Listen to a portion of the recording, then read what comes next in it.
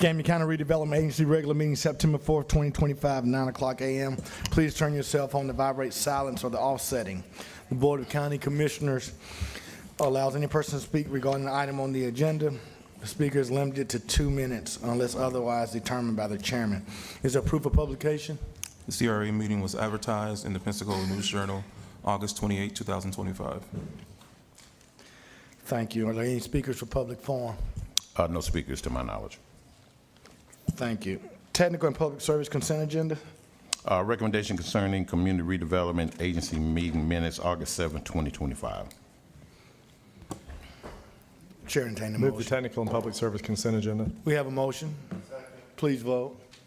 That passes unanimous. Thank you so much. Budget and Finance consent agenda. Yes, we have 3 for your approval. First one, the recommendation concerning residential improvement grant program funding and lien agreements. Second one is recommendation concerning cancellation of residential rehab grant program liens. Third one is recommendation concerning residential roof program funding and lien agreement. Mr. Chairman, I move items 1 through 3, all subparts. Please vote. Passes unanimous. Thank you. You have anything else? Yes, we would like to bring to the board the septic to sewer connection grant that was previously put on hold for non-homesteaded homeowners. I know we've broached this subject before, and we would like to have it reinstated. So do we have a waiting list for homeowners for the septic to sewer? We don't have a waiting list, but we do want to get it out to the non-homesteaded homeowners, so they will have a chance to use this grant. So my next question is, what type of subsidy are we giving low-income people that, although we bring it to the road, but they can't afford to hire a plumber? Okay, so the one, if they're low-income homeowner, there's got to be low-income people that are homesteaded homeowners. We do have a program through NED that will help with that, with the low income. So what's the criteria? Is it 60, 80, 120? What's I think the it's 80. 80% 80, median income? 80%. And how much money do we have in that low-income pool for 80? For the For the low-income? low income, for through the NED, Yeah, I would have to get with Garrett on Garrett. hundreds of thousands. Commissioner May, if I may interject. I got one more question, Mr. Chairman, if you don't mind. Okay. I guess, I don't know, Garrett, Claris, if y'all are going to talk, maybe y'all want to come up to the table. We got hundreds of thousands of dollars, but I still know that people do have connections and they're not connected. I mean, what's the breakdown? Why aren't we being connected? So I was talking with staff this morning. I think it has been nearly a year since we've heard from anyone interested in that. And I do want to clarify with the NED program right now, we're utilizing some of our community development block grant rehab dollars for this.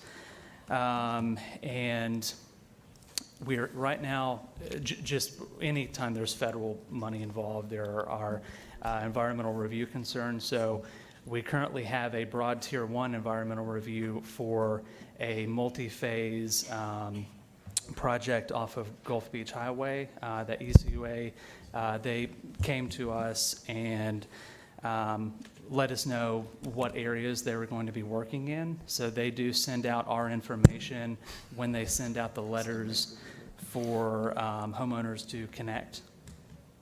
So we've in the past gotten a lot of calls for that, but it has been a considerable amount of time before we've gotten any. And that's fine, Gary, but we just need to look at the program then, because I can tell you, every time, and I don't know, when Commissioner Cole was at the Neighborhood Association, there were a ton of people in Brownsville that just couldn't afford it, the connector, so we almost had to start doing a community project of getting people to donate their time to connect them. So there were multiple people that reached out to me that could not afford it, and I don't know if they met the criteria or what they didn't, what happened, but we got hundreds of thousands of dollars, and we still have people in neighborhoods that have not connected to the public sewer. Then, I mean, we need to look at those numbers, how many people in those, particularly those CRAs that are eligible that are not connected. And I would like to see that analysis. I mean, it'd be a challenge for me to support anything else until I can look at what those numbers are. Particularly, we got hundreds of thousands of dollars and people are not connected. I mean, I just want to figure out why. I mean, and so it's just, it's not Yeah, technical casework, but it's in town hall meetings. I know that it was a ton of people, and I probably could call a couple names who did not connect. And I know that Michael Jackson and many of the others started trying to get plumbers to donate their services because those people were not eligible to get help. So I'd like to try to figure out how we can. But go ahead, Mr. Chairman.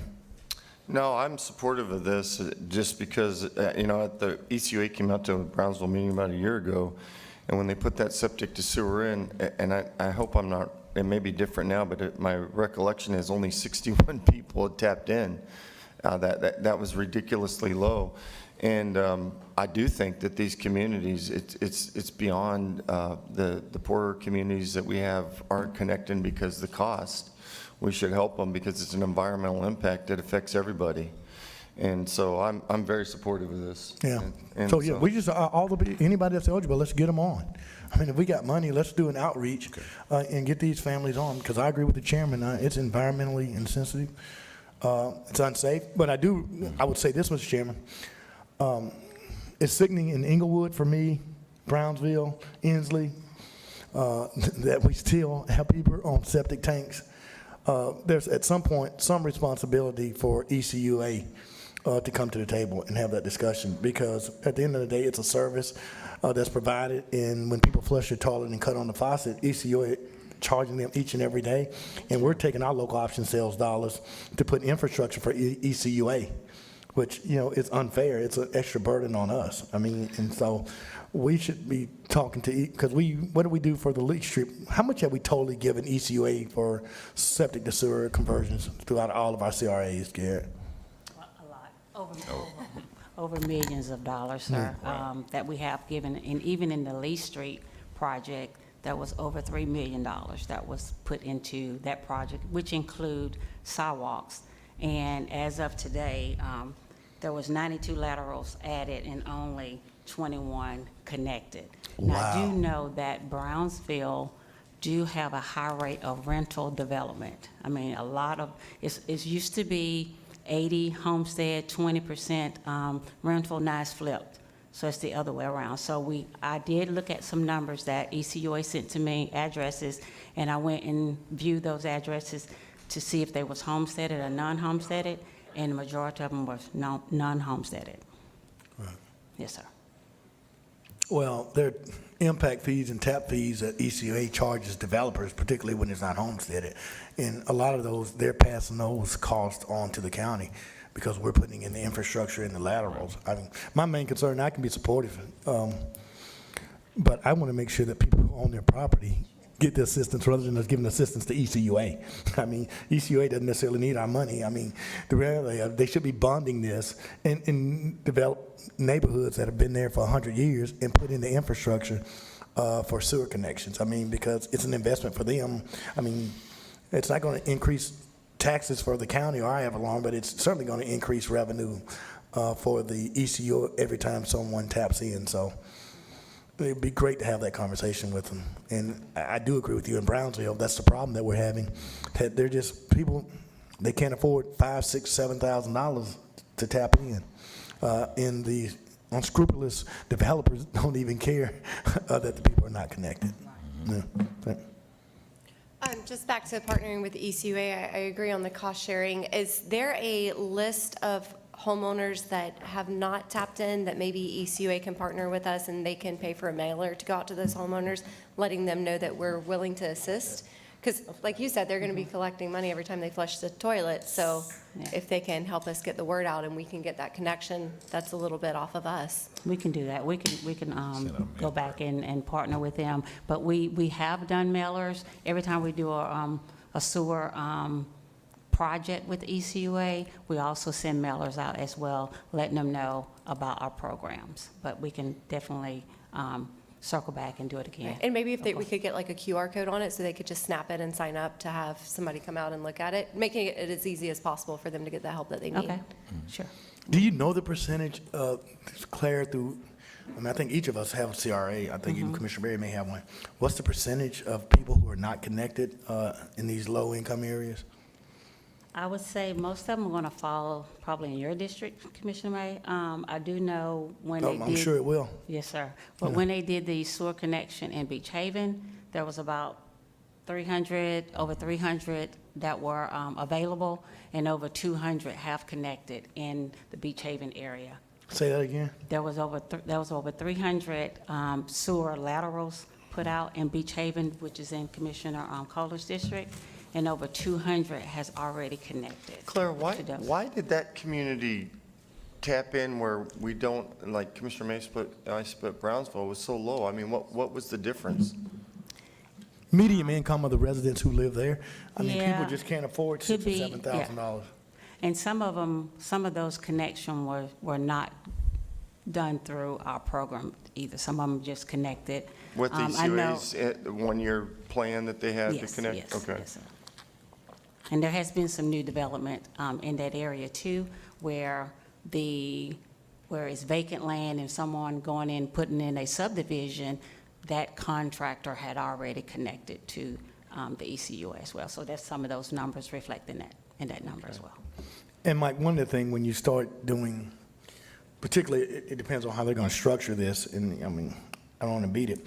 When you have these developers who are flipping, and you got a lien, they don't want liens on their property, and I mean, it becomes other challenges, particularly when you got flippers and developers who are just not there for the long term. And so to me, that's why it's so important to emphasize doing it for our homesteaded citizens who've been there for a long time. I can just tell you, Mike, there's a lot of people in your district and my district in Brownsville that have been there 100 years, and they're on a fixed income, they just can't afford it.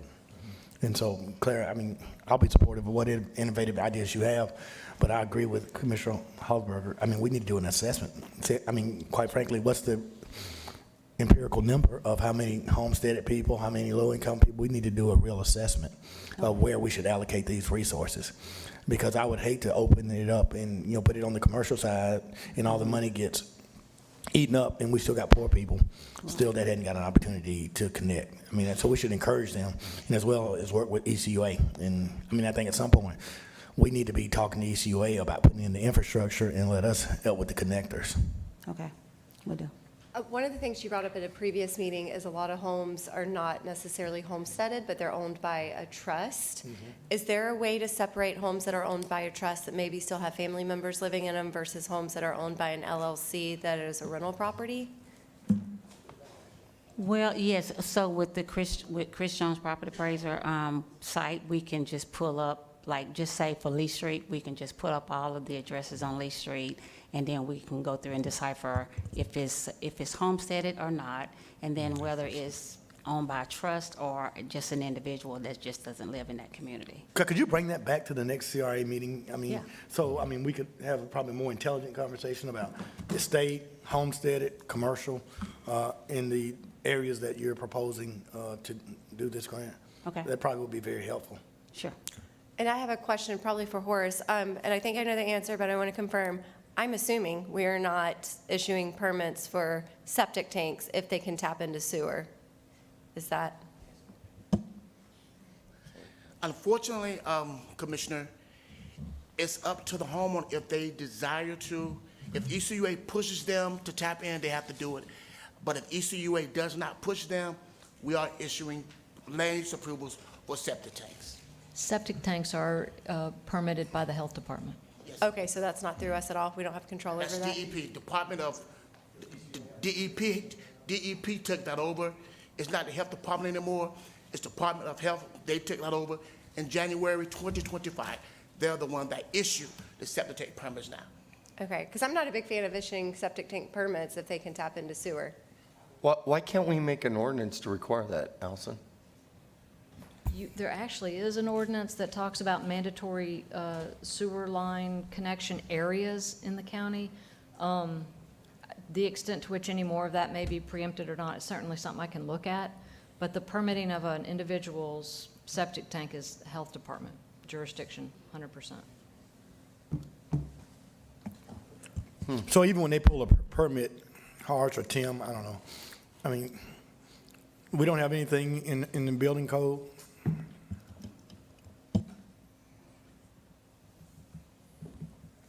At least we're permitting it, because in Alabama, it's just a free-for-all. Yes, there's actually a state statute that if sewer's available, that you have to hook the sewer, and DEP now that issues the permits will not issue a septic tank permit. Okay, wonderful. Thanks. Thank you. We're good? Good. So we just bring that back to the next meeting. That'd be great. Okay. All right, all right, all right. All right. Anything else? That'd be it. We stand adjourned. Thank you.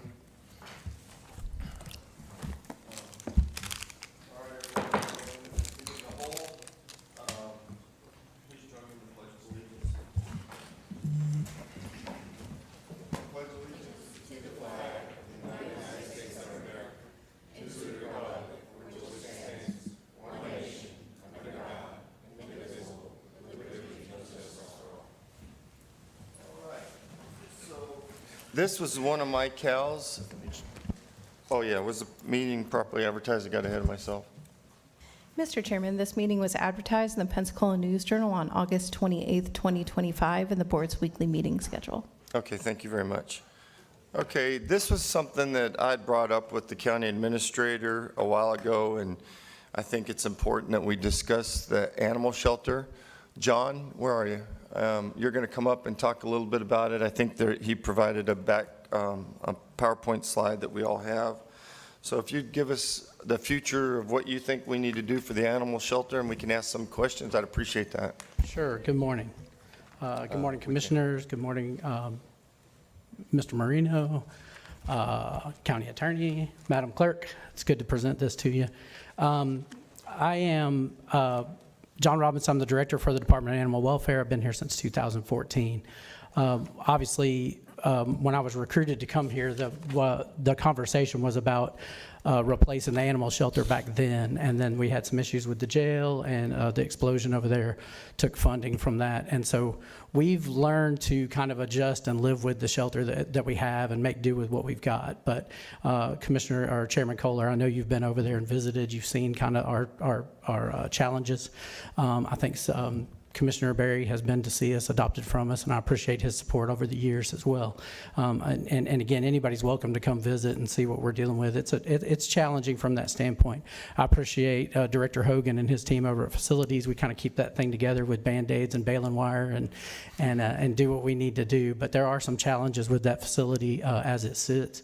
And we're probably overdue for a new facility that meets the needs of what we have in this community. I think one of the challenges for us has always been that even when this building was built, the facility that we're currently in, it wasn't really designed to do what this community needs as a structure.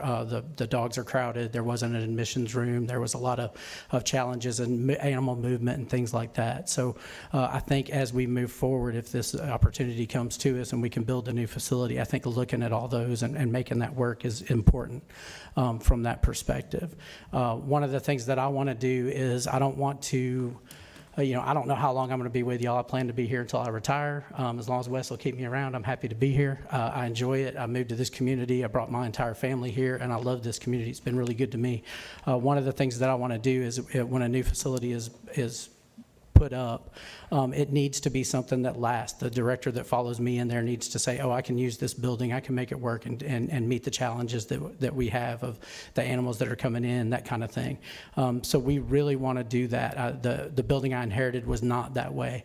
It was probably obsolete shortly after it was built. It just didn't serve the function of what we want to do in this community for our animals, and that makes it very difficult. It's not climate controlled. It's not the housing, the movement through the facility is difficult. There's not a separated area for animals coming into the building from the front. We've kind of created that after I got here. so that you're not having the animals intertwined with new incoming animals versus animals that are set for adoption and going out. It was all going through one door. Obviously, that doesn't work. So we really spent some time working with when y'all approved us to do the feasibility study back last year, we spent some time working with an architect that's specific to animal shelter design and development. I also had Rob Hogan and Wesley Hall went with us to a conference in New Orleans a couple of years back, and they had a full day devoted to shelter design and development, because animal shelters are completely different than most other buildings that you would build. It has some hospital similarities, some jail similarities.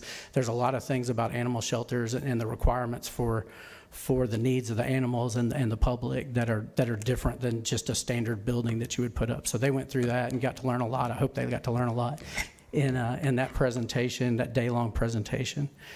So a couple of things that I just want to talk about real quick, and I'll get through this and let y'all pepper me with questions either after, or y'all can ask me as we go, whatever y'all are comfortable with. Y'all know I'm real shy and I don't have a lot to talk about. So, but one of the first things obviously important in our building is space, right? And it's not just about the animals. The animal part is important to us. We're looking at when we're developing this space, I'm trying to increase the capacity for dogs by about 60%. We currently have 105 kennels in the shelter that are functional kennels. I have some other kennels that we utilize in the shelter. I think today we have 298 animals in our care. So you can imagine that we're squeezing things in and we're getting really creative with how that works and how they're housed. But we have 105 functional kennels that we can use on a daily basis for everyday care. I would like to get that up to 168, and that's part of the design that y'all have seen. The other thing with cats in this new facility in the design and again, what y'all see in the backup from the Bacon Group from their feasibility study is just a mock-up showing how that space would kind of look. It's not a final design by any stretch of the imagination. It's just put together for just to give you some idea of the square footage and how that space would work. I've worked with facilities and over there, and they've talked about maybe, depending on where this shelter ends up being located, we might have to go to a 2-story shelter and put the office space and basically the non-animal space, veterinary, where you're not doing animal work, up on a second floor, as opposed to get the footprint to fit, depending on where we end up locating the facility. But obviously, having space for the animals, this building would significantly increase our cat space as well, so we could hold healthy cats and stray cats and all those things. So that's really important for us from the animal space, but there's also other needs for space in our building. Having staff in the building together, our animal control, animal welfare officers are all housed at the COC currently, which makes for some communication gaps sometimes, and team building is a little more difficult over there. So having them in our facility would be nice. Chief Powell's team over there has provided us with inmate crews that are fantastic for cleaning our kennels, but they eat lunch on a concrete bench in the rain and the snow outside. I know we don't get a lot of snow, but they're out there this year. Also in the heat. So we wanted to build a space for them in this facility that just has the ability to house them a little bit. And I do and I'll talk a little bit more about this in the programs, but I do a reentry training. Our team has put that together in the last year as well for reentry for the inmates that are on our crew, and we do training for them. Horace and Tim and them over at the COC have allowed us to use office space or training space over there for that. But it is real difficult to coordinate it. Sometimes those rooms just aren't available, and we try to be consistent with their training. So having that space in the building as well, different training spaces are going to help for that. So meetings, same for our all-staff meetings. We have all our all-staff meetings. I've got 30-plus employees on our team, and when we do our all-staff meetings, we have to use room 104 over there. And as y'all can imagine, it's very difficult sometimes to get into that room. So I wanted to have meeting space in this building as well. There's a lot of things that we don't do that I would like to do program-wise and presentation-wise that would be better if we had that meeting space in there as well. So we did put in the initial design some meeting space that we could use It should be on the ground floor. It should be where the chairs are removable. So if we want to do a dog event in there as well, we could bring them inside. If the weather, if the weather's not great, we could do an event in that same room. It would be towards the end of the building. So we've really put a lot of thought into that. And obviously, any space that we had like that would be, for somebody who couldn't get in room 104 or something at the COC or couldn't get down here, we would make that meeting space available when we're not using it as well to other departments and things like that. I think it's always interesting to help out from that perspective. We would like to do that. The other space needs that we needed were veterinary care. I have some programs that I want to initiate. I want to have a part-time vet on our roster. I have not filled that position yet. It also has another part-time vet tech. Some of that is about space. Some of it's about finding veterinarians are much more difficult than we anticipate. But I want to be able to have enough space for they could work together so that we could do some more of the programs and do more of the things that we need to do for our community. And again, this building is not just about space for animals and just housing them. It's not a warehouse. It's about programs, and it's about helping our community and things like that. So I really want to make sure we get that done. Other parts of the space are proper animal movement throughout the facility. We need to be able to move them safely and throughout the facility, avoid cross-contamination, things like that. So the design of this building and using an architect that's familiar with animal shelters is really important to us because they understand animal movement. How do you bring an animal in from admissions who's probably never seen a veterinarian, never had medical care, things like that? How do we get it across and through the building without cross-contaminating? And some of the things that we've done in here are really unique to animal shelter world. Chief Powell may know some of this through doing jail stuff, but it's very similar in that regard. As y'all know, too, over the last several years, I've been working with the ASPCA. We have an MOU with them, and we have gotten several grants, almost $200,000 worth of grants now for disaster response team and disaster equipment. That stuff's out back at the shelter, and it's piled in different corners, and poor division manager Monfrida has his whole office is piled to the ceiling with disaster equipment. So having space to put that and have it ready for the team and ready to go is part of this plan as well. Having space to do those kind of things. We have a full, and Kevin could probably tell you more about it, how many members we have. I think it's 13 members on our ASAR team from our teams that can go out and respond to animal search and rescue, to do disaster response, all that in our community and outside our community. But we have to have a place to put that equipment, whether it's the boats, the trailers, the wetsuits, there's all the dry suits. He's going to get me for saying the wrong thing. The dry suits and all those things. So, but we have a ton of disaster equipment. And then our volunteer space in our building, we want to keep expanding our volunteer program. And we don't have a lot of space to do, again, the meeting rooms to help do training, to do volunteer meetings, all those kind of things. So all that space was considered for this. I said I was going to spend about 3 minutes a slide. I feel like I've done 20 on that one. So, but the other issues are parking in our facility. When we talk about space, outside space is important too. I took some of these pictures that you see up here on this slide. The one to the right with our animal control trucks in it. Obviously, if we put animal control, our animal welfare officers in the building with us, we'll have to park our animal welfare trucks out there as well. So there's going to need to be parking space for that. As you can see towards the back, there's 2 trailers back there in the far end of that picture. Both of those are our shelter trailers for disaster, and then there's more trailers back there too for the other disaster equipment. We've got boats, we've got a full command center and things like that. So we have that, but then the picture to the front by the dumpster, you can see them all parked out in the grass. That's from an event, but that's pretty common occurrence for us to have people parked in the grass all around the building when we have a full staff there and we have volunteers. And I think it interferes with people coming to adopt, honestly. I think it interferes with people coming to visit because there's nowhere to park.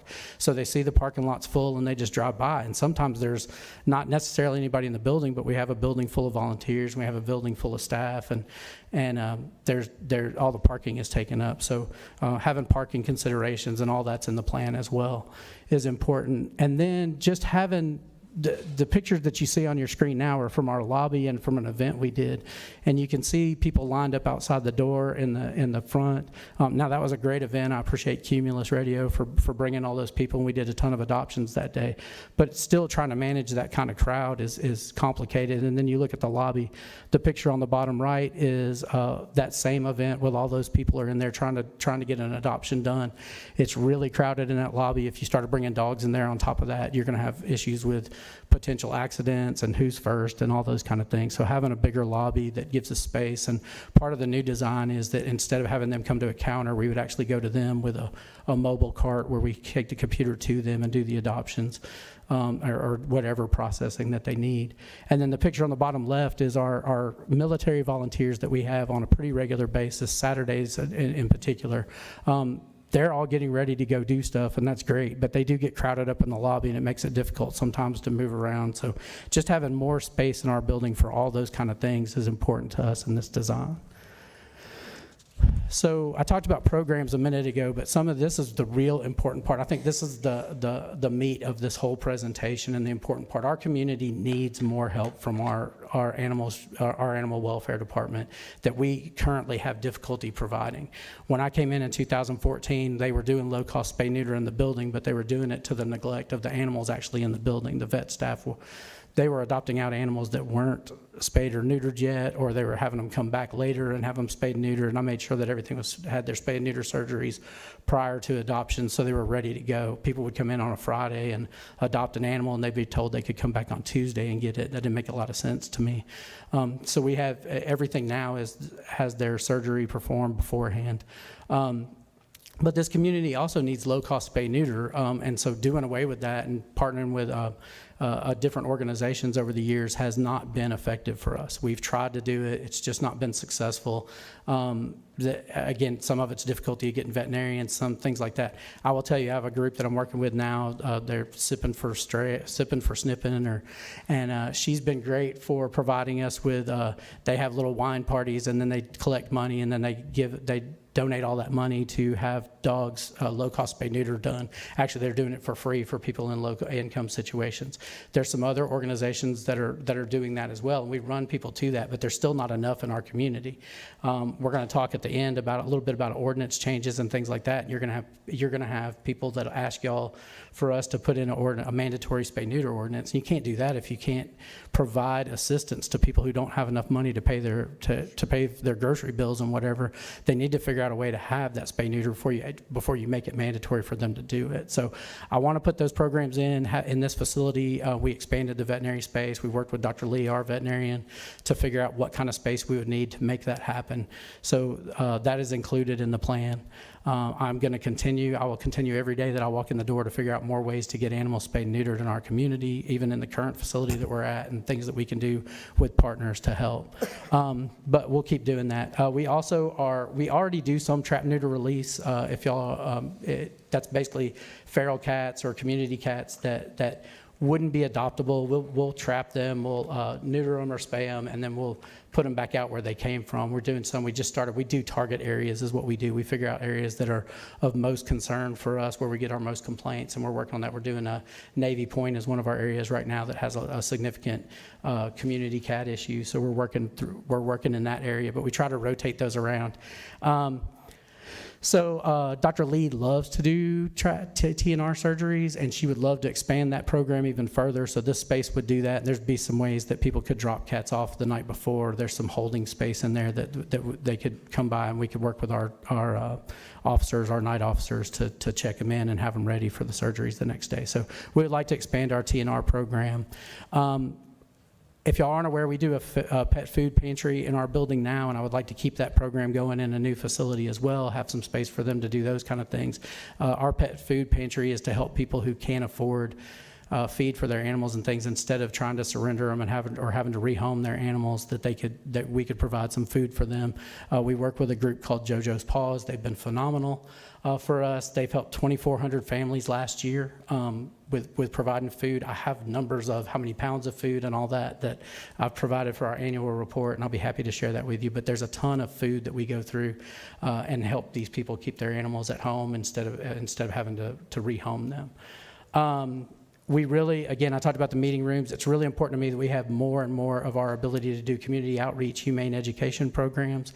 I have tried really hard we go to people to do that, but I'd also like to have it where we could invite them to the building. We could do tours. We could talk about the things that we do and help people understand better how to care for their animals and things like that. I want to keep expanding that program. We have a lot of volunteers that are volunteer coordinators gotten together that their interest is helping with humane education programs programs. Sometimes they've gotten where they're not physically able to walk dogs or things like that, but they still want to help. And this is one of the programs they want to help with. So having some space to do that would be good. As we discussed earlier, I have the reentry program for our inmate team that works for us, and we've been really successful with that. I want to keep continuing that in this new facility and having the space to train there to make it even easier. We do a lot of intake diversion and owner retention programs. I want to continue that as well. That's basically just one of the things that's difficult. Y'all saw the pictures earlier of the lobby and the challenges that we have in the lobby with trying to talk and communicate with people. It can get loud in there and whatever. I'd like to have some space where you could separate when you're talking to somebody who's struggling with an animal and their ability to keep it. I'd like to be able to sit down with them, and if they're having behavior issues, can our staff talk to them about how to work on those behavior issues, or if they're having financial issues, we can sit down and talk with them about that as well. Some people aren't comfortable talking about that in that lobby full of people and in the crowd and that kind of thing. So having a little bit of space where we can separate and have those conversations, I think, is important. For years, and I've talked to a couple of our local judges about this, I've wanted to initiate a first offender program for people who get a citation for minor ordinance violations, where they could do very similar to a traffic school. They could come in and do spend 8 hours with us or a few hours on the weekend and do just an education process about the proper way to keep your animals, proper way to care for them, and then we can make that ticket go away, tear it up, or however that works. Maybe the judge will waive the fine. But I've talked to a couple of judges; they'd be interested in doing that as well. And having those meeting rooms that we talked about would give us the space to do that. And I think that's an important program for us from two perspectives. It's not about most of the people we deal with. It's just because they don't know any better. It's not because they're bad people or they're trying to do so. When we write that citation, a lot of times if we had more time to educate, and our officers have been phenomenal about that in the field, I'm real proud of what, that's part of what I asked them to do is let's do education first before we start writing citations. But I'd still like to have that opportunity to do a first offender program for those that haven't had that opportunity or don't take learning well, as my mom likes to say. So, but I thought it would be good from that perspective. We talked about volunteer foster space. This design and layout of this new shelter provides a lot of that as well. It provides space for volunteers to take a little break when they need to. So instead of, well, I've worked this long and now I don't have anywhere to sit down and take a rest, they're going to, so they go home instead of staying, having lunch at our facility. This gives them the space to do that as well. Fosters, this gives them an opportunity to come in, see the vet staff without, again, coming into that front area that's chaos, and that lobby can be really crowded a lot of times. It's hard for somebody to come in with their foster dogs and wait for their meeting, and again, cross-contamination as well. People come in, they've found a dog on the street, or they brought their dog in that's never seen a vet, and they're hanging out with our foster dog that's sitting there, and it becomes issues. So this gives us different ways. Again, animal movement and where we put them is real important in this new facility. And lastly, the disaster response team in this as well, just having the space to train and places to keep their equipment is really important. But that's a big program for us. We want to keep growing it. ASPCA has already approved another grant for us. So Mr. Monfrida is going to keep buying stuff, so I got to keep finding places to put it. So one other important thing for us is the health and safety. One of the designs, if you look through the designs, and I'll be happy to sit with any of y'all and talk. Sorry, I use y'all a lot. I'm true Southern. But I'll be happy to sit with y'all anytime and talk about the design of this. But one of the things that was really important to us in this design was the pod system. It's very similar to what they use over at the jail. I was kind of jealous when Chief Powell took me on the tour because he basically built my animal shelter for people. But the pods for us are very similar, right? The dogs would go into a certain pod, and that's where they would be held until they were moved forward into the adoptions. There's a back area and a front area, a not ready area, so to speak, and then the ones that are ready for adoption would go up to an adoption pod. But the pods are so beneficial to us because you have the ability they're isolated, they're all in separate air, your cross-contamination is dramatically reduced. It's also, I want to have 12 kennels to a pod. So those kennels, that way, if you've ever been to the shelter, and we'll talk about animal movement in a minute, and I'll talk about adoptions, but if you've ever been to the shelter, we have currently 72 kennels up front, not climate controlled, and you walk into that area and it's pure chaos. I see a lot of families come in and they want to look at the dogs, and then they walk to the back, and then they immediately walk back out because it's loud, it's overwhelming, it's just a lot. Having these pods, they're all kind of behind glass. They can look at the dogs and see the dog dogs in their rooms and in that kind of environment without having to endure the loudness and the odors. Not that, I mean, our staff does a phenomenal job, particularly the inmate crew, keeping our odors down in the facility, but it's still, to somebody who's not there every day, it still has an odor to it. We've got 30 years of smells built up in that building, so. But the pods are really important. The pods also have separate cleaning equipment. They have all those things in the pod are separate so that it's all isolated to those 10 or 12 animals that would be placed in that, and they're not exposed to any of the other animals throughout the facility. We have an admissions area that's separated. It has intake rooms so the staff can safely perform vaccinations. Currently, when they're doing vaccinations on intake, and we have a saying around the building that we want all our vaccinations done before that fourth paw hits the floor. Because again, most of the animals, I would say the majority of the animals that come to our facility have never seen a vet. They won't be current on their vaccinations. So we want to make sure we can get that started as quickly as possible. Well, it's really difficult when you're doing that in a room full of other dogs that are bouncing and jumping and barking and causing that dog stress. So this design has rooms that they can take that dog into individually or cat. I tend to talk about dogs more than cats, I apologize.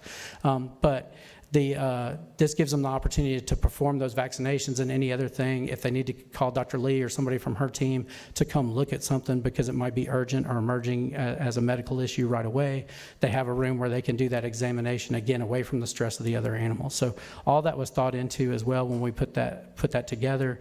That obviously is going to reduce risk to staff, the public, and then the other animals in the facility. Security is a big thought in this as well. Security from from animals, but also individuals. I know y'all can't imagine, but some people aren't happy with the things we do. We take their animals away or things like that, and we've had to deal with some. They usually just bring them to my office, and then I have to deal with it, which is fine. But there's a lot of times that just having a little more security in our building would be beneficial. We also get people that if you've been to the shelter lately, we have a front zone, which is where our adoptable dogs are, and then we have a back area, which is where bite dogs, dangerous dogs, legal cases, things like that. We have a lot of people that can just get, that's secured technically right now by a couple of chains run across some post, and that's not really going to keep people out. And the risk there is that somebody could get injured by one of those animals. I mean, they're back there for a reason. So that's an issue. We've also been broken into a couple of times, if y'all weren't aware, and that's been an issue as well. So up in the security, the other security issue is that we talk about parking. I go up to the shelter a lot on emergency issues late at night. And a lot of times I'll have to go through the gate, and our officers do this as well. They pick up an injured animal, pick up something on a bite case or something in the middle of the night. They have to go to the gate, get out of their truck, unlock the gate, walk through the gate, and you never know who's there or who would approach. We've done that a lot. I've had multiple people kind of sneak up on me, and I'm usually pretty aware of my surroundings, but and never anything violent, but it can be, you never know when that could change. So those are issues too, and all that kind of addressed. Again, security for our staff is really important to me, and then the animals in our building as well. Obviously, with the pods we talked about a minute ago, dangerous animals can be separated and secured, and instead of having 2 zones, you have each individual pod can be a zone. So if we only have 10 bite dogs, we can have one area for bite dogs, and the other ones can be opened up to anything. Where now currently we have to keep everybody out of those back rooms because of the potential for the dangerous dogs or exposure to cruelty cases, things like that. So this just gives us more ability. The design of this building also is climate controlled throughout. That's been a huge issue for us. Animals that we pick up now, almost all have exclusively lived in somebody's home. They're not usually street dogs or backyard dogs or things like that, and so they're not accustomed to the heat. In the summer, if you come by the shelter on a 100-degree day, it'll be 105, 110 degrees out there in the shelter. Y'all did approve fans. Commissioner May and Commissioner Berry, I think, were on there when we approved the big fans for out there, and they have been phenomenal in helping the shelter, but climate control would be significantly better. Our vet staff deals with heat-related illnesses and issues every year in the summer. And again, we had snow this past year. That wasn't a picnic for us either. Those dogs were not happy about the snow and the challenges for that, because a lot of their kennels are outdoor. In this facility, even though you'd have 2 sides to their kennels, all of it would be under roof, out of the weather, climate control. The last slide related to shelters is the animal movement and care. One of the things that we did do with this design is it's a fear-free design of our shelter. We are very fear-free oriented. If you're not familiar with fear-free, it is, you're trying to, obviously getting picked up and brought to the shelter is not the best thing for an animal. Obviously, we want them to stay in a home. We want them to have a home. But when they're at the shelter, we try to do everything to reduce any kind of stress and fear that they may have. Some of that is through enrichment programs, some of it's through the way the housing is done. There's a lot of things that we are not capable of doing, even though we are a fear-free shelter and all our staff goes through fear-free training. There's a lot of things that just the facility doesn't allow us to do that we could do better. Things that we do now, like cats don't like to be down on the ground. It causes them a lot of stress, and stress in cats is the number one reason they get illnesses and things like that. It compromises their immune system. So housing them up higher, above, cats are much happier in those roles. The way we move them around, the way we handle them, all that's done through fear-free. Well, this shelter design that using one of our architects that's familiar with animal shelter design is all based on fear-free design, and so they make sure it makes doors close quieter, the sounds are reduced, all those kind of things that cause stress are down. Everybody, when I initially went with the Bacon Group and did this feasibility study, they came back to me and talked about building the shelter similar number of kennels to what we have now. And I told them that wouldn't work for us. I didn't think y'all would appreciate me coming to you and saying, we need to spend this much money and we're gonna need a shelter about the same size. I figured y'all would run me out of the building. But part of their reasoning for that is that they anticipate adoptions increase dramatically because you change the environment. It's much more conducive to adoptions. Our building is not at all. It's one of the biggest challenges, and if you've seen any of my news interviews that I've done over the years, the last few years, I tell people all the time, I need you to talk to the staff and tell them what kind of dog you're looking for and let them go find it for you and bring it out. Because if you walk through those doors and down through the adoption area, the loudness, the barking, the dogs are all happy to see somebody and they look just wild. And so the stress from that, the dogs are going to cause people to walk away.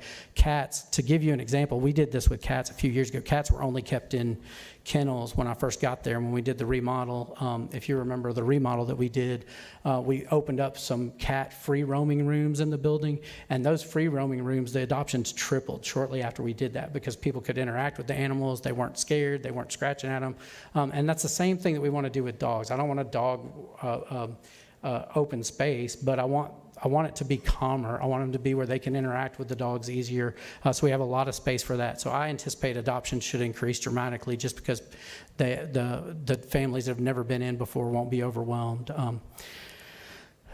I've talked about it a lot, but the movement of the animals through the shelter is important in this design. I'm not going to go into that over and over again. Y'all can ask me questions about it if you have anything, but the movement of animals, how they get from admissions day to adoption day or to the medical room or any of that kind of stuff is all there. And it's all where they won't cross-contaminate, things like that. Play yards, there's a play yard designed for every pod. If y'all saw our video a few weeks ago, we had Dogs Playing for Life here. It's a group that does play groups for our animals. It really helps. It's one of those enrichment things. It's one of those fear-free things that helps their mental state while they're in our care. There's a play yard per pod, so same, you're not going to cross-contaminate because you're moving those dogs from the play yard to the pod area.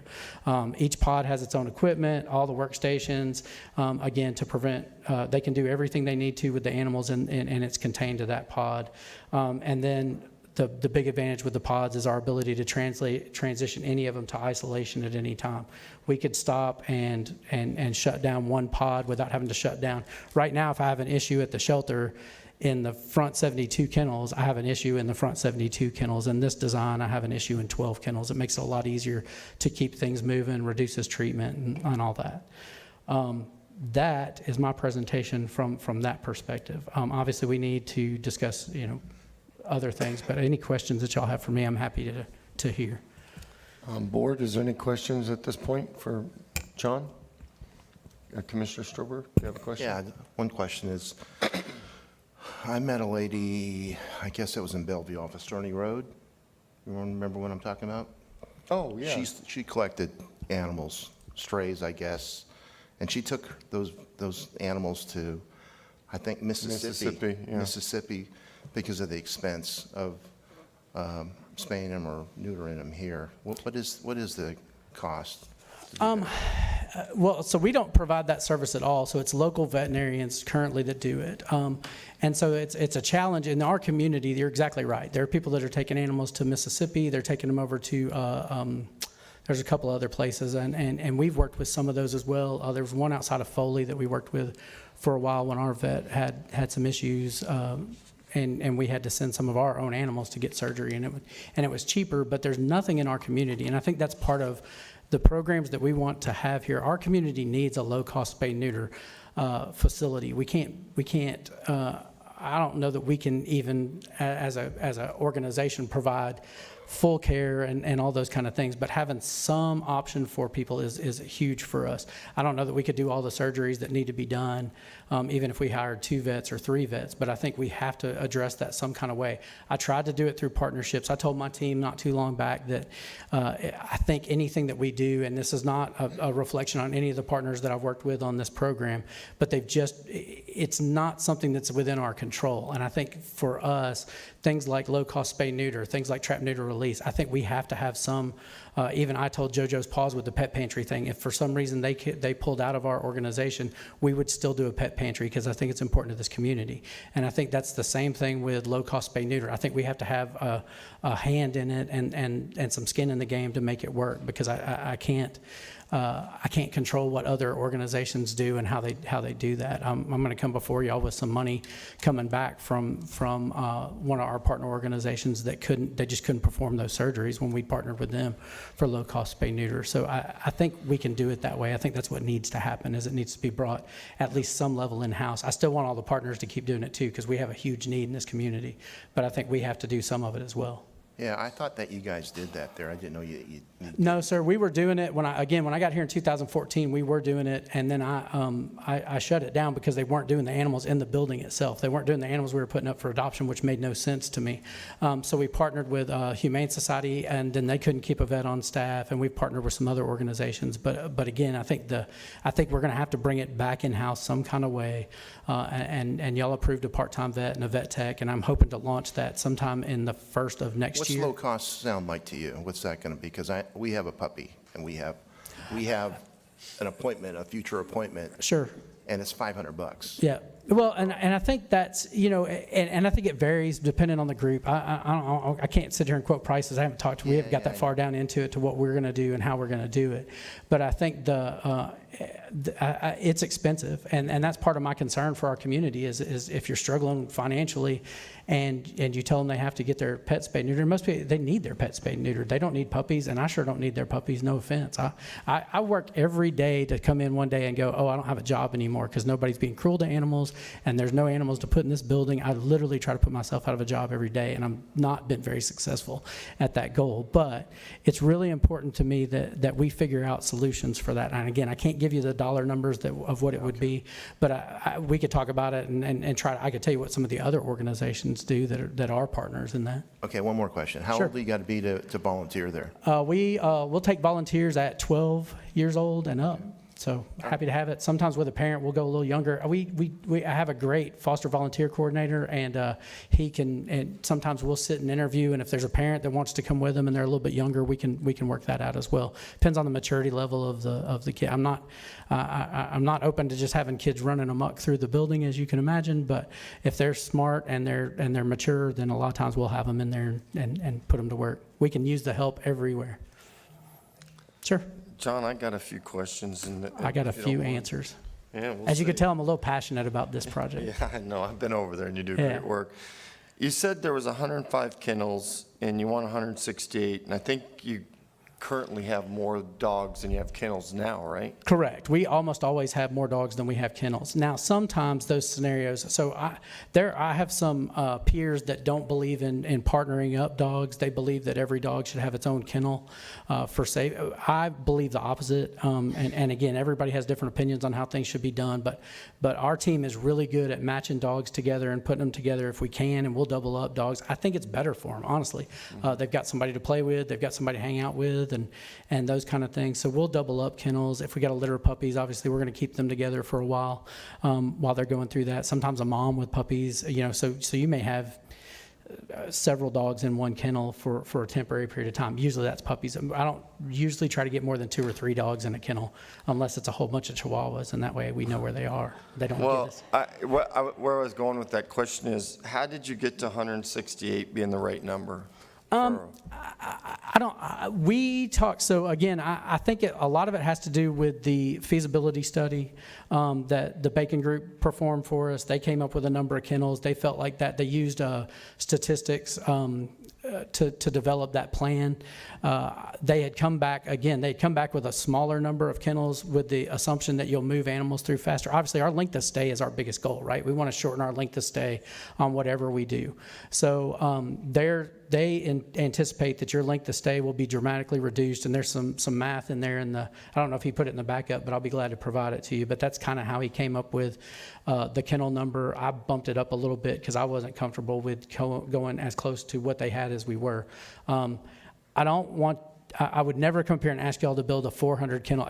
Listen, if you build a 400 kennel facility, they'll probably fill it up. I'm not going to tell you that it won't get filled up. The problem is then you have to double staff, triple staff, things like that. We've got to figure out ways to keep animals from coming in. We've got to figure out ways to help do low-cost spay neuter. We've got to figure out ways to help people retain their pets. We've got to figure out ways to get them home. And again, our animal welfare officers have been phenomenal about some of that stuff in the field. We do a lot of ride home, free ride home, where they pick up a dog, they scan it for a microchip, or they find its tag, and we take it back to the house for them. So it's not coming into the facility. We don't need those animals in our facility. It's full as it is, and those are challenges for us. So, Okay, so 168 kennels would meet the demand of the future, and we have the staffing for 160, we have the staffing for that amount? yeah, I believe so. So one of the things about this design and development, and as long as Chief Powell keeps sending me a couple of crews over, then we have the ability to keep those animals clean. This is going to be easier to clean than the facility we're in. There's a lot of new technology. There's a lot of new ways of the floor. It's just a lot easier for it to be cleaned as compared to what we've got now. So even though you're increasing the number of kennels, you probably will reduce the amount of cleaning time per kennel significantly just with the way it's designed and developed. Okay, I thought we had a location identified potentially, don't we? So you're going to take it? Oh, so I've worked with facilities and Ms. Bowers on some of the spaces that we could look at. There's been some challenges from that perspective. Some of the things that we thought were going to be available to us have fallen through. So we don't have a location, is that what you're saying? I would turn that to somebody else. thought I would did. say we That's have why I some would like- options. We've not settled on a particular location. We do have a couple of options that we are looking at. Okay, so the feasibility study, we have an option that would fit this feasibility study. Okay, well, that's news to me. I will say this too, just to chime in on that. The feasibility study recommends a property of around 5 to 7 acres, and part of the conversation that we had with facilities and their new architect was of if we put some of the office space, some of the non-animal working space upstairs, could we shrink that footprint a lot? And they felt like that. Also in the 5 to 7 acres was included a retention pond, and depending on where you put it, there may already be a pond available. I think one of the last locations we had discussed, there's a pond already available, so you wouldn't have to give up that space for pond development. Okay. Do we get any contributions from the city? for We do this? not. And no We do- one else except the county is That's the correct. only sole source for That- our, That's correct. And that's been a conversation, and I think it needs to continue to be a conversation at some point. share with me what the conversation was. Huh? What was the conversation? Well, we've just talked about I've talked through a couple of county administrators we pull a lot of animals out of Pensacola proper. And we house those animals. We do calls within those animals. Years ago, there was an agreement, before I got here, there was a MOU between the two there was apparently a handshake deal that made that go away. So now we're standing here with not a deal, but we do take a lot of animals out of the city and house them and write citations and have officers doing work inside the city limits as well. So I think there probably should be some contribution from them, but Do other municipalities normally support the county in these animal shelters? I don't know, do they? typically there's an agreement between, and I'll say the same thing. A few years ago, when Perdido was talking about becoming its own city. That was one of the things I reached out to. And the cost of again, doing business in any of those is something that has been the burden of the county. But I've got a lot of peers that they're contracted with. The county contracts with the city or other municipalities within their county area to get those funds. They charge them for kennel space. They charge them for animal welfare officer work.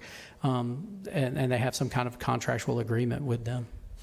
Yeah, I think that Memphis, there where I should be a came- shared burden if we're doing the work. Memphis, where I came from, was actually the opposite. The Memphis Animal Shelter supported the county, the unincorporated areas of the county, so it was opposite. It was backwards. But everywhere else I've been, I've seen it where the county supported the. I have two more questions. Sure. And Commissioner what- Kohler, can I just ask you one question? Do you know what well, percent? I'll let you interrupt me, but go ahead, yeah. That's fine. It wasn't important what you were saying. What percentage of animals do we get from the city? That's a good question, and I'll tell you why. We developed the software when we put it together. I can tell you how many animals I pull out of your districts. I can tell you that, and I've got a report that I've been working on, and again, I'll pick on Division Manager Monfrida. He helped me build it, and we've been meaning to send it at the start of every month, and it seems like crazy stuff's going on the first of every month, and it gets behind, and then I'm like, whatever. But it tells me how many animals came out of your district, things like that, but it does not do Pensacola proper, and he's working on a program now to figure out that. He's working with our software company to figure out how we can do specific to city as well. Mr. Chairman, because I agree with you, but before we do a request, I think we would need to know how. Oh, yeah. how many come out of I the didn't city. know. I was just an interesting question.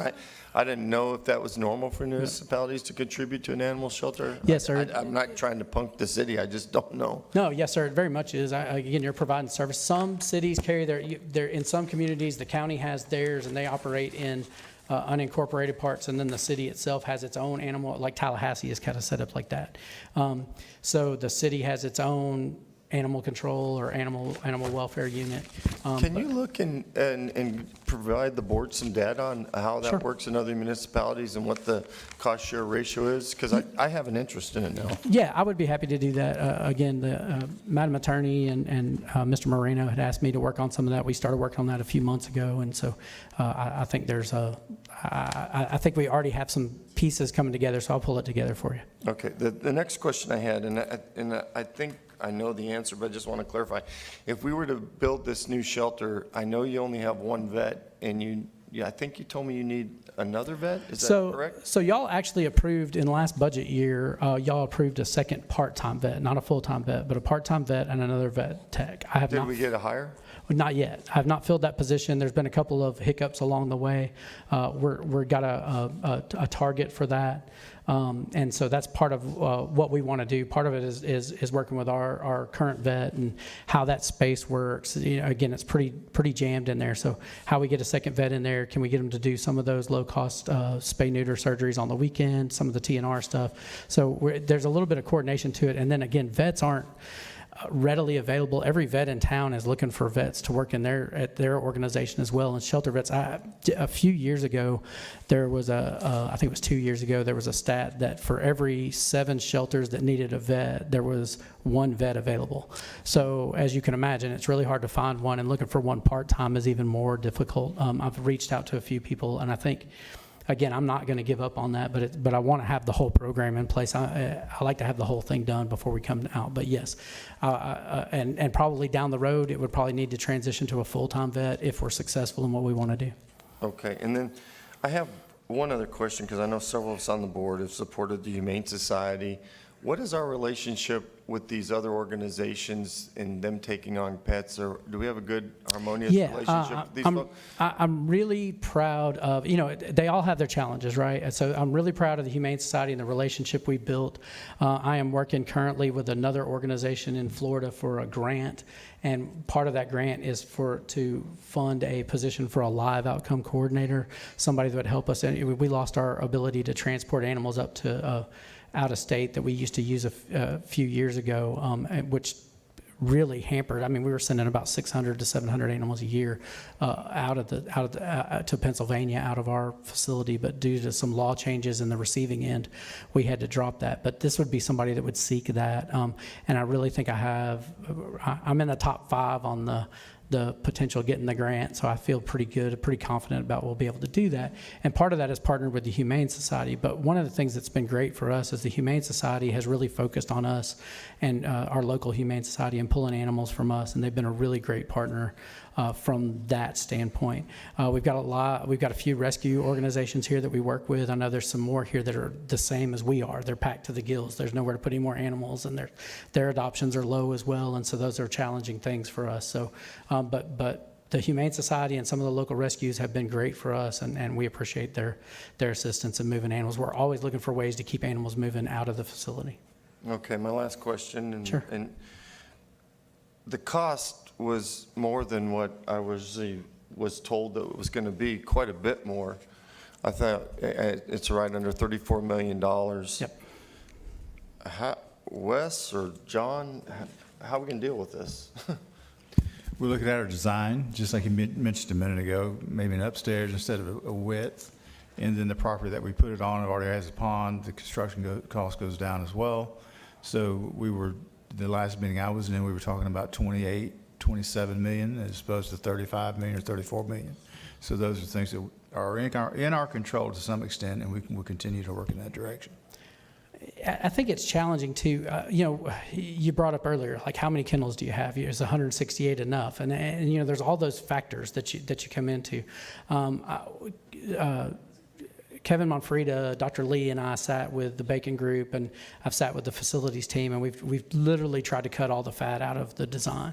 And there's some things in there that are unique to it, but I feel like they're all important. I'd be happy to discuss any of those with you, but I feel like they're all important aspects of what we've added to the facility and why it will benefit this community. And I think that's the biggest part. Look, I bought my lottery ticket yesterday. I was going to help y'all out with this, but I didn't win either.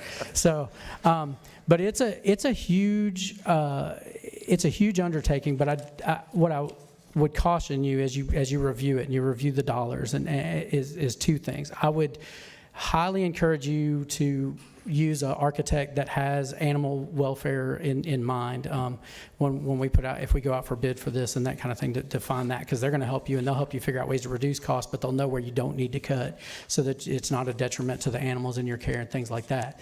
And then I think the other part is let's not cut it down so much that we end up building something like we've got now where we can't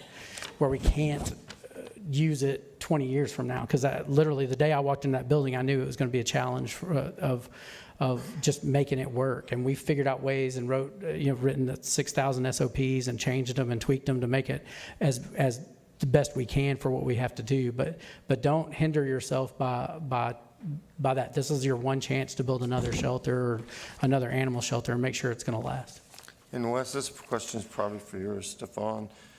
Are we going to bond this? How would we finance this? We've been looking at LOST reserves. Is that where we would take it from?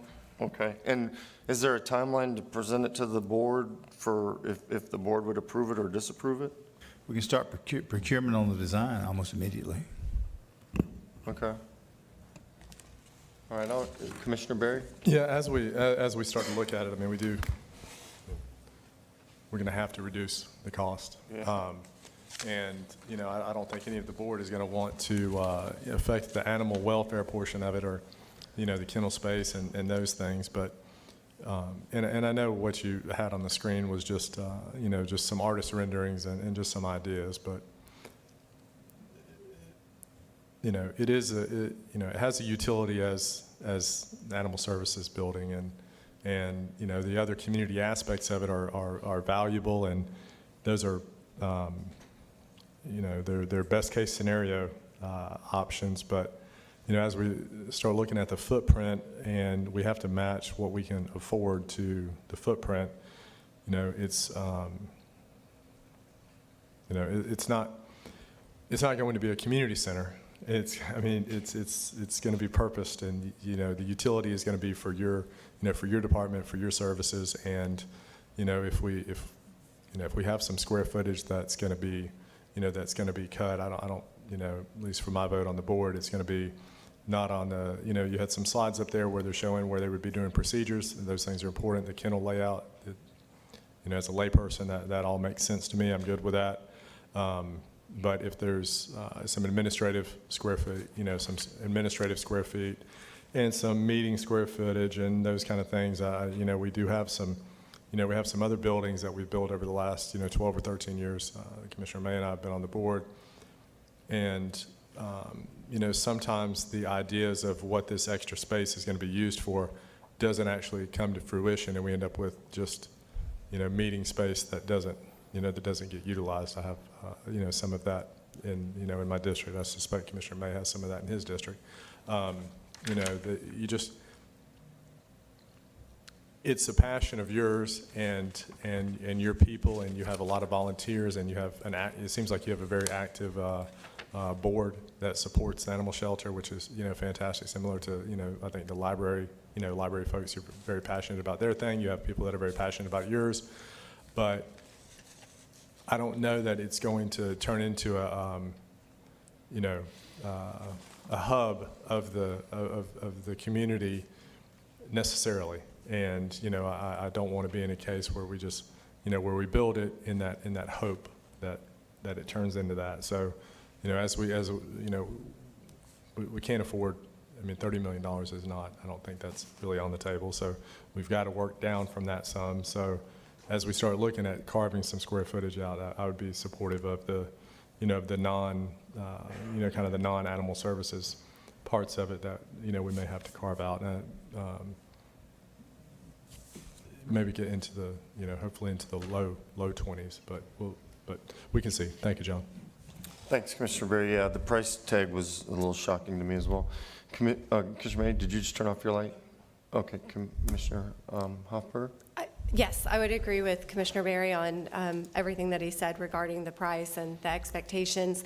One of my questions is, you've compared it to a jail, and much like if we build a bigger jail, we're going to fill a bigger jail. It's not going to deter people from committing crimes that end up in jail. So with the animal shelter and animal control in general, I think the goal needs to be fewer animals going to the shelter. So the spay and neuter is a great way to start that, and you had mentioned there was going to be some changes to ordinances. Can you kind of go over how you're going to reduce the population in the shelter itself? Yeah, I think, again, spay neuter is a big part of that program. Figuring out ways for people to retain their animals is a big focus of ours for the last couple of years. We've done a lot of that. There's some managed intake that we do now that obviously we're having to prioritize what comes into the facility just because we don't have the space for it. And particularly when you get in that those back 32 kennels that we have, when they're full and they're bite dogs and they're case holds and things like that, it impacts the rest of the facility where you're going to put everything else. And that's what's nice about these pods. Again, reducing the length of stay is a big factor for us. We think the increase in adoptions should be dramatic in this. As I said a minute ago, one of the things that we were looking for is to get that grant to add a live outcome coordinator to our team. I think that will reap huge benefits. We're seeing that in some of the other shelters across the country that have tried that technique, and that person's literal only job is, I've got people on my team that do that now, but they only do it part-time because the day-to-day work prevents them from really focusing on that. So having one individual that's their 40 hours a week job is to call other shelters, to work on transport options out, to work on all those things, to rescue organizations, things like that, getting that placement. And we treat every animal one animal at a time. We try to figure out how that works, and so that would be our way of trying to reduce that footprint of how many animals are in the facility. And again, just keeping them at home is the big thing. So what percentage of the animals are either up for adoption or will be up for adoption versus are on hold because they're aggressive or you're waiting for the owner to come get them? It really varies. Currently, under the county ordinance, everything is there for 72 hours. If we think it has an owner, it's there for 5 days. So if it has a collar, if it has painted toenails or a microchip, we're going to hold it for at least 5 days to give that owner an opportunity to come back. But most of those redemptions happen in the first 24 to 48 hours. So that 5-day hold can become burdensome to that, because even after that 5-day hold, it's probably not hadn't had spay or neuter surgery, so now we've got to get on that schedule. So our length of stay can just drag out. That's part of one of the ordinance changes that I'd like to see, is go into a 72-hour stray hold or a hold regardless of the situation. If we know who the owner is, we do send a 10-day letter currently, so that animal could be there 10 days. And then again, dangerous dog, I'll give you an example. We had 2 dangerous dog cases this week. They were both significant injuries to individuals. We deemed them dangerous for euthanasia. There's 4 dogs involved between these 2 cases. Those went to an appeal to our magistrate. So we had to hold them for another 12 days till we got the magistrate hearings done. Then we had the appeal to the magistrate, and then they're going to appeal his decision as well, apparently, which is I have to wait another 30 days on each one of those. So those dogs literally are there 45, 50 days. I've got 4 very aggressive dogs that are holding up 4 kennel spaces. So now you're down to 101, and then there's other, bite dogs are there for 10 days, mandatory hold by the health department. So you just have a lot of challenges from that. Currently, we are, I would say, probably 70 to 75% of our population of dogs is available for adoption, though, and most of them are there for that reason. But again, if you hit a hoarding case or if you hit a big cruelty case, we did a dog fighting case not too long back, it's taken up 8, 10 kennels, and those kennels out of 30, that runs out pretty quick, which is the other advantage to having the pods, because I could literally move stuff into a pod situation and not have to hold other kennels up, not hold those whole 32 up or things like that. So when they're aggressive and the dog owner is appealing it and like they've bit somebody and we know it's a bad situation, are we charging that homeowner for that dog's stay and the burden on the county? Yes, ma'am. We do have there's a $15 a day boarding fee in those situations. I will be real honest and tell you that a lot of times they lose their appeals and all that stuff, and then we never see a dime of that. It comes in a judge's order, but they usually end up going to a lien on their property, and a lot of times it's a rental, so they don't really have real property, so it just becomes a loss. Okay, that makes sense. Thank you. Sure. And John, we're still a no-kill shelter by the numbers, right? No, sir, we're not. We are operating currently at probably about 70, 75% live release rate, and I'm just guessing off the top of my head, but part of that is I said this years ago that we're going to end up in this situation. We operated in for a couple of years at a no-kill status, but this transition over the last few years where we have to take in more and more aggressive animals and more dangerous animals and injured animals, we prioritize those in our call volume. So we're not picking up a lot of times the strays. We're not picking up the highly adoptable, things like that. So the animals that are coming through our facility, we just lean towards more of an aggression. Again, I'm not euthanizing anything that's not aggressive or medically necessary, but our percentage is significantly higher. Wow, okay, I didn't realize, I thought when I first came on the board, we were no-kill shelter. So Well, how many we animals were are we running- euthanizing a year, just out of curiosity? I think we're close to, and I don't have that number in front of me, I'll send it to you, but we're several hundred. Okay. So, and again, I don't ever, I think I've stood at this podium 1,000 times and said, the no-kill thing is not a term I use a lot. No-kill mandates that you euthanize less than 10% of the animals that come through your facility. I mean, when I started here, they euthanized 90% of the animals that were coming through our facility. And they took in 16, 17,000 a year, so it was a ton of animals. We're not doing anywhere near those kind of numbers still. I don't believe in unnecessary euthanasia. Again, we try to place animals in whatever situation or get them back home, things like that. But from a no-kill, those numbers are really hard to meet when you're taking it. I'm not going to adopt out a dog that's just to make my 90% that's going to bite the family that it goes home to, or something that's really sick. I'm not going to let it suffer. When I was with the ASPCA, we used to do a lot of shelter raids, and I don't know, raids probably not the right term, but we used to go in and do inspections, and sometimes they're whatever. And there were some of these no-kill shelters that had dogs dying in their kennels because they weren't going to euthanize them. It made no sense to me. It was that we have the opportunity to help that animal along if we need to, and so I don't want to get into a situation where we're mandated to meet a 90% number. I think it's just unreasonable.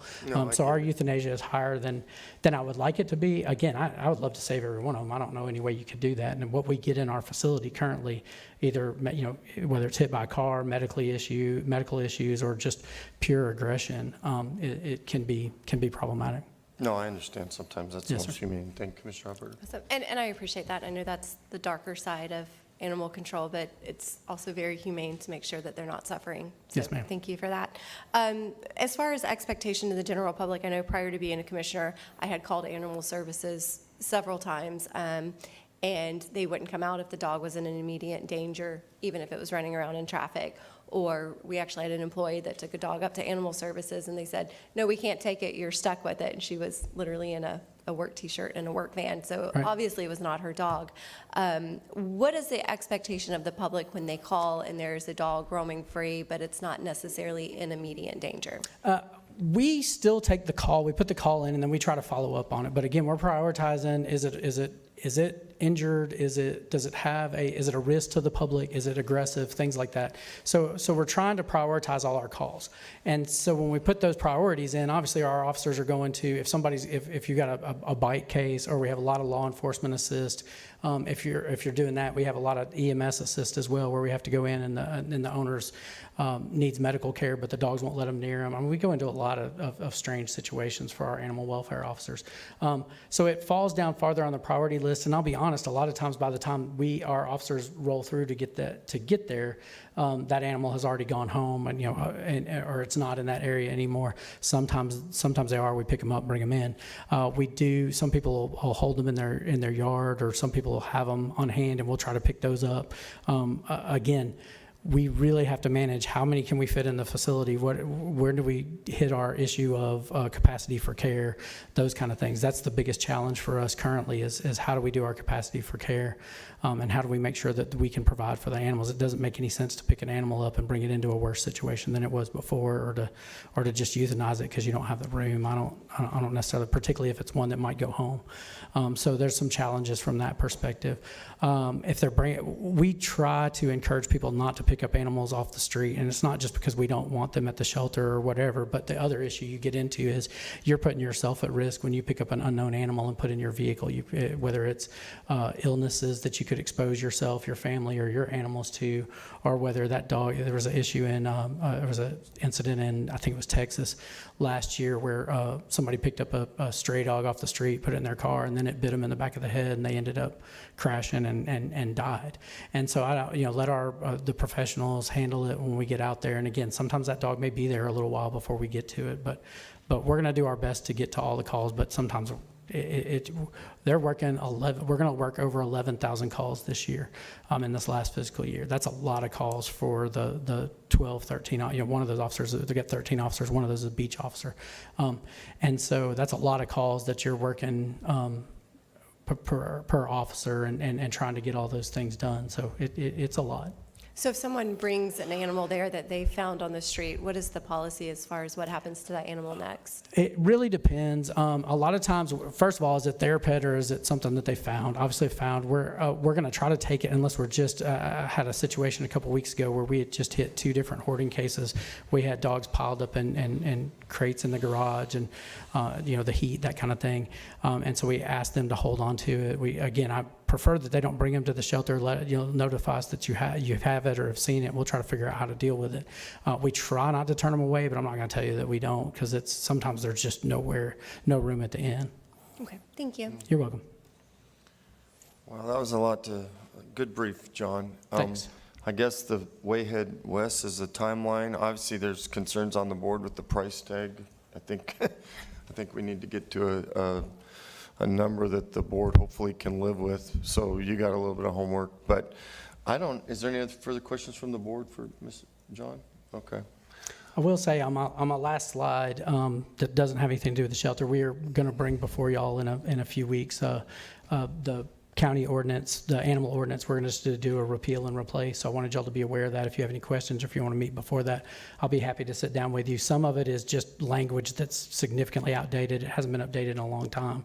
So some of it's just language that's significantly outdated. Some of it's state statute has changed, and we need to match that.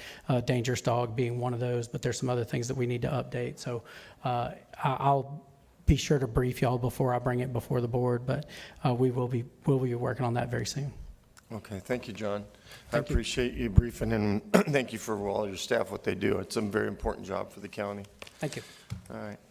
Board, if there's no further questions, is there anything we want to discuss before we meet tonight for public forum? Yeah, Mr. Chairman. this Baptist Hospital thing has lingered on with the city. I'd like to get this thing on the agenda and vote it up or vote it down. I do have a recommendation that I'll be bringing forth. I mean, obviously, the appetite of this board was not to give the amount of money that the mayor requested, but I do think that there is a solution that'll bring health care, food, and affordable housing that the county can participate in. So I'd like to be able to add that to the agenda. Is this a tonight. discussion item, or are we asking to vote on money tonight? I mean, I would prefer to vote it up or down. We've had a discussion. I mean, it's been in 3 Allison, do meetings. we meet public notification for that?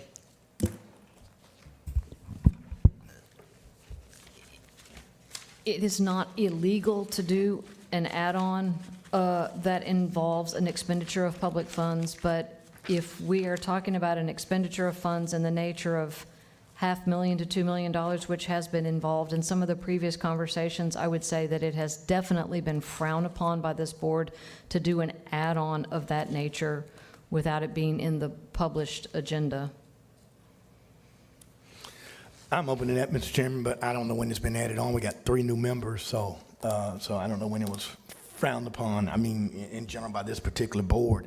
But if the motion needs to be made to give staff some direction on what to do with the solution, I'm open to that and to bring it back for a vote for the dollars if that satisfies our legal department, if that's what she's indicating. I know the But this recommendation by issue- the Ethics Commission is 48 hours, and we haven't honored that. That's what I was told. Well, I mean, and that's fine, and I can live with that, but this has been talked about at 4 different meetings. This is nothing new. It just has been a discussion item. It's been an agenda item. And candidly, I don't care how people vote. I mean, I'm tired of the conversations. We can vote it up, we can vote it down. People can vote their conscience. We're going to bring something forward that we think that's something that's a great compromise. This is a major project in my district. Baptist Hospital is a significant project. The state has already participated, the city has already participated, so I don't see this as something that has not been talked about. But if that's your desire, Mr. Chairman, and that's what you're getting advice from legal, I still want to add it to the agenda, and we can bring it back for ratification or a vote on dollars, if that's what you're saying. But I do Well, I want to add think the in this item. situation, that would be the right thing to do, so we stay out of trouble. Allison, give us guidance. It's up to the board to determine by a majority vote whether or not to allow it onto the agenda this evening. At the beginning of your meeting, that is one of the things that the board does, is it votes on whether or not to allow an item to be on the agenda or to vote it off of the agenda. The board can do that. It is definitely frowned upon. The board has previously tried to not allow add-ons or last-minute additions that involve significant expenditures. Commissioner Hopper, do you have a comment? I do. We, like Commissioner May said, we've discussed this at 3 or 4 meetings. It's been one of the, outside of OLF8, one of the hotter topics since I've been on the board. And I've received quite a few emails. I received a text message yesterday from somebody I don't even know with a picture of one of the other medical facilities that says, please don't let this happen to Baptist, which I feel like is a good point. So I know that I've received quite a few requests from my constituents asking us pretty much either donate or tell them you're not going to donate to the project. So for transparency purposes, I would like to vote it up or vote it down and let the community know where we stand. And I feel like we've discussed it at length, so it's not a surprise project to the community, and we've had significant input at this point. So I would second Commissioner May's request for that to go on the agenda. Well, we don't vote at the Cal, but, so we can't do that administratively. So what, bring it up at agenda tonight, Commissioner May, and we'll either vote it up or down. Fair enough? Fair enough to me. Okay. This convenes. We'll meet at 4:30 this evening, folks. Thank you.